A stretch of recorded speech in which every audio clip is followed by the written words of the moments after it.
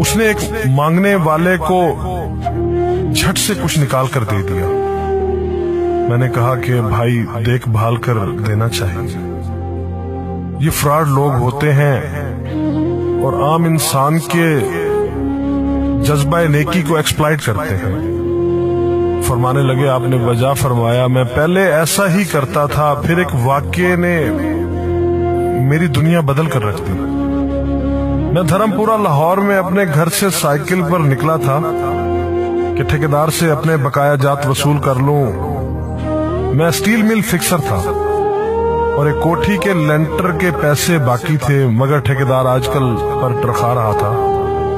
میں سائیکل پر جا رہا تھا کہ ایک شخص اپنا بچہ فٹ پاتھ کے کنارے لٹائے ہسپتال پہنچانے کے لیے ٹیکسی کا کرایہ مانگتا پھر رہا تھا۔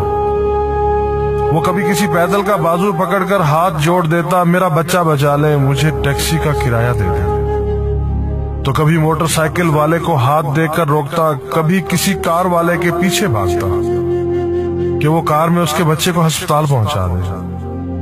کوئی رکتا تو کوئی نہ رکتا، جو رکتا وہ بھی اسے گھور کر دیکھتا اور آپ والی سوچ کر اسے ڈانٹتا، کام کر کے کھانے کی نصیحت کرتا اور آگے نکل جاتا۔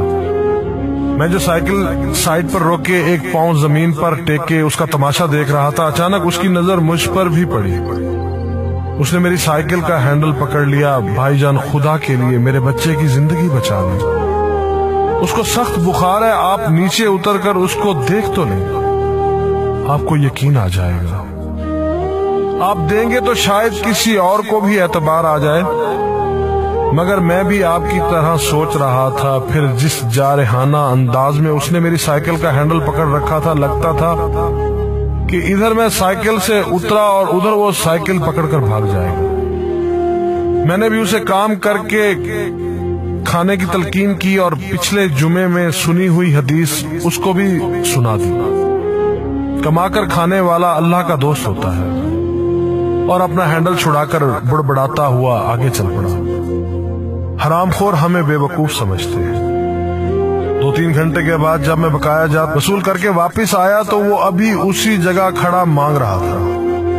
بچے کو اب وہ سڑک کے پاس لے آیا تھا اور اس کے چہرے سے کپڑا بھی اٹھا رکھا تھا، وہ دھاڑے مار مار کر رو رہا تھا۔ اب وہ بچے کے کفن دفن کے لیے مانگ رہا تھا۔ میں نے سائیکل کو روک کر پاؤں سے نیچے ٹیکا اور میت کے چہرے کی طرف دیکھا۔ پھول کی طرح معصوم بچہ زندگی کی بازی ہار گیا تھا۔ میرے رونگٹے کھڑے ہو گئے۔ میں نے جیب میں جو کچھ تھا بقایا جات سمیت سب بغیر گنے نکال کر باہر پھینکا، اور اس سے پہلے کہ اس کا باپ میری طرف متوجہ ہو، سائیکل اس تیزی سے چلا کر بھاگا گویا سارے لاہور کی بلائیں میرے پیچھے لگ گئی ہوں۔ میں گھر پہنچا تو میرا برا حال تھا۔ تھوڑی دیر بعد مجھے بخار نے آ گھیرا۔ بخار بھی کچھ ایسا تھا گویا میرے سارے گناہوں کا کفارہ اسی بخار سے ہونا تھا۔ گھر والے مجھے ہسپتال کے لیے لے کر نکلتے اور میں چارپائی سے چھلانگ لگا دیتا۔ مجھے ہسپتال نہیں جانا تھا، میں اسی بچے کی طرح ایڑیاں رگڑ رگڑ کر مرنا چاہتا تھا۔ 2-3 دن کے بعد بخار کو تو آرام آ گیا، مگر میں ذہنی مریض بن گیا۔ مجھے لگتا گویا میرا اپنا اکلوتا بیٹا جو 3ری کلاس میں پڑھتا تھا وہ اس بچے کے کفارے میں مر جائے گا۔ میں نے بچے کا اسکول جانا بند کر دیا۔ بیوی کے بار بار اصرار کے باوجود میں بچے کو اسکول تو کیا دروازہ کھولنے بھی نہیں جانے دیتا تھا۔ 40 دن گزر گئے تھے اور بچے کا نام اسکول سے کٹ گیا تھا۔ وائف نے اپنے بھائی سے بات کی جو دبئی کی کمپنی میں کیشیئر تھا۔ اس نے مجھے باہر بلانے کے لیے پاسپورٹ بنانے کو کہا، مگر ایک تو میں شناختی کارڈ بھی پیسوں کے ساتھ نکال کر بچے کی میت پر پھینک آیا تھا، دوسرا میں خود بھی بچے کو اکیلا چھوڑ کر باہر نہیں جانا چاہتا تھا۔ وہ 40 دن قیامت کے 40 دن تھے۔ 40ویں دن 10 بجے کے لگ بھگ ہمارے گھر کا دروازہ بجا۔ دروازہ میں نے خود ہی کھولا اور سامنے اس بچے کے باپ کو دیکھ کر مجھے چکر آ گیا۔ مجھے لگا جیسے ہم دونوں آمنے سامنے کھڑے خلا میں چکر کاٹ رہے ہیں۔ درمیان میں بچے کا چہرہ بھی آ جاتا۔ میری کیفیت سے بے خبر اس باپ نے مجھے دبوچ لیا اور پھوٹ پھوٹ کر رونا شروع کر دیا۔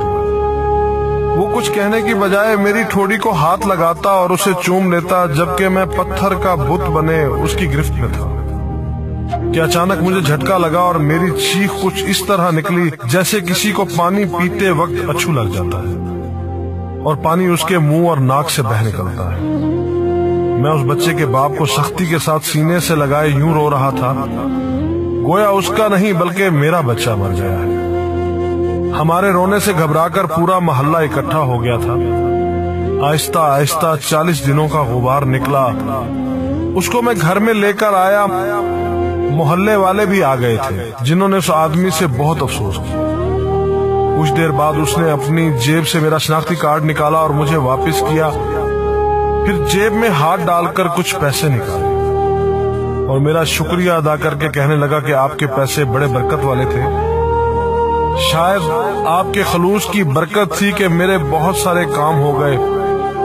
سارے اخراجات کے بعد کچھ پیسے بچ گئے تھے، ان میں کچھ پیسے میں نے ادھار لے کر ڈالے ہیں، یہ آپ قبول کر لیجئے، باقی میں بہت جلد آپ کو واپس کر دوں گا۔ میں نے پیسے واپس لینے سے سختی کے ساتھ انکار کر دیا اور منت سماجت کر کے اسے پیسے رکھنے پر راضی کر دیا۔ اس کے بعد میں یہاں بطور اسٹیل فکسر آ گیا۔ میں جی جان سے کام کرتا تھا۔ چند ماہ میں ترقی کر کے فورمین بن گیا۔ 3 سال بعد میں نے سالے کی مدد سے اپنی کمپنی بنا لی۔ اور اس بچے کے والد کو بھی اپنی کمپنی میں بلا لیا۔ آج وہ میری کمپنی میں فورمین ہے۔ اس بچے کے بعد اللہ نے اس سے 2 بیٹوں اور 1 بیٹی سے نوازا ہے۔ میں اسے آپ سے ملواؤں گا، مگر اسے سائیکل والا قصہ مت بیان کیجیے۔ وہ آج تک نہیں پہچانا کہ میری سائیکل روک کر اس نے مجھ سے سوال کیا تھا۔ وہ مجھے ولی اللہ سمجھتا ہے جس نے اس بچے کی لاش دیکھ کر سب کچھ نکال کر دے دیا۔ قاری صاحب، اس دن کے بعد میں کسی کو خالی ہاتھ نہیں لوٹاتا۔ قاری صاحب، اس دن کے بعد میں کسی کا ہاتھ خالی نہیں لوٹاتا۔ تھوڑا سا دینے سے نہ وہ امیر ہوتا ہے اور نہ میں غریب ہوتا ہوں۔ بس دل کو تسلی ہوتی ہے کہ میں اس بچے کا خون بہا ادا کر رہا ہوں۔ رہ گئی لوٹنے کی بات تو قاری صاحب ہمیں کون نہیں لوٹتا۔ جوتے والا ہمیں لوٹتا ہے، کپڑے والا ہمیں لوٹتا ہے، سبزی اور گوشت والا ہم کو لوٹتا ہے۔ اتنا لوٹنے کے بعد اگر کوئی ہمیں اللہ کے نام پر لوٹ لے تو شاید حشر میں ہماری نجات کا سامان ہو جائے کہ یہ بندہ میری خاطر میرے نام پہ لوٹتا رہا ہے۔